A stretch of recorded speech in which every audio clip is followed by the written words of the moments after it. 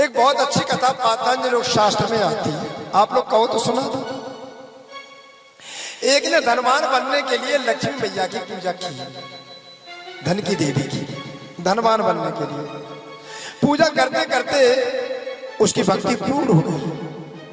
और जब उसकी भक्ति पूर्ण हो गई तो देवी मैया ने उनको दर्शन दिए। भक्त को, भक्त ने देखा मैया का माथा घिसा हुआ था और दोनों पैरों की एड़ियां घिसी थी।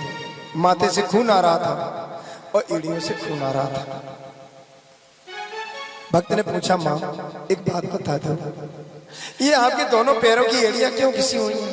इनमें खून रक्त आ रहा है और तुम्हारा माथा क्यों घिसा है, ये भी बता दो। पातंजलि शास्त्र योग प्रदीप गीता प्रेस गोरखपुर में आया है। देवी मैया ने कहा, बेटा मैं क्या बताऊं भक्तराज, जो परमात्मा को छोड़ करके मेरी पूजा करते कि लक्ष्मी मैया मेरे घर आओ, परमात्मा को छोड़ करके जो मेरी पूजा करते हैं उनको ठुकराते ठुकराते मेरे दोनों पैरों की एड़ियां घिस गई। किनको? अपने भक्तों को ठुकराते ठुकराते मेरे दोनों की पैरों की एड़ियां घिस गई। धर्म अधर्म का विवेक त्याग करके मेरी पूजा करते हैं, परंतु जो परमात्मा का चिंतन करते हैं उन परमात्मा के भक्तों के दरवाजे पर बेटा मैं माथा रगड़ती रहती हूँ कि परमात्मा के भक्तों की चढ़ धूल मेरे माथे में लग जाए तो मेरा कल्याण हो जाएगा, इसलिए मेरा माथा किस। ये कौन बोल रही है? धन की देवी लक्ष्मी। धन की देवी लक्ष्मी भी माथा कहाँ रगड़ती है? परमात्मा के भक्त के दरवाजे पर। और रगड़ती थी कौन? काली, नारायणी, चंद्रिका, दुर्गा यानी पार्वती जी की प्रिया, लक्ष्मी जी महारानी विष्णु की प्रिया, गायत्री, सावित्री, ब्रह्मा जी की प्रिया। कहाँ? जब वहां कर रहे थे, कहाँ अनुसुईया की पालना में तीनों देवता, तब कह रहे थे ये तीनों देवियां मेरे पति को जैसा का तैसा कर दो। अनुसुईया कह रही थी पहचान लो, अपने पति को नहीं पहचान पाते हैं। तो ये मैया के चरणों में पड़ी थी, अनुसुईया के, अत्र मुनि के चरणों में पड़ी थी देवियां। क्यों? अत्र मुनि परमात्मा कृष्ण के भक्त थे। बोलो राधे राधे। कृष्ण नाम की महिमा बताऊं आप लोगों को कितनी है। कृष्णेति मंगलम नाम यशवाद प्रवृत्ते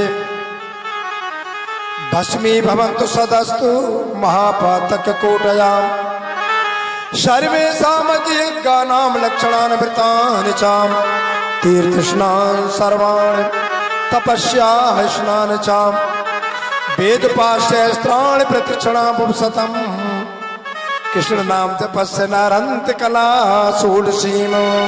कल भी मैंने कहा था हमसे परिचय बड़े दुखी हो रहे थे महाराज, गांव वाले का कहें कैसी कथा हमने नहीं वो, हमने ठहर जाओ, हमें बुला ही रहे तो लोगों की बुद्धि खोल देंगे धीरे धीरे।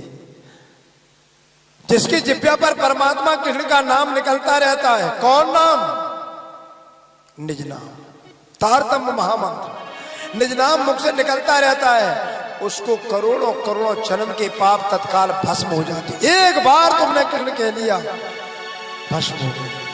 सर्वेषाम यज्ञ नाम, मन से सुनना आप लोग, अश्वमेध यज्ञ कर लो, राशुर यज्ञ कर लो, वाजपेयी यज्ञ कर लो, सर्वेशा में लक्षणानि वृतानि च, एकादशी द्वादशी नवरात्रि जितने सारे लक्षण शुद्ध व्रत कर लो, तीर्थ स्नान सर्वाण जितनी पृथ्वी के तीर्थ सारे तीर्थ कर लो,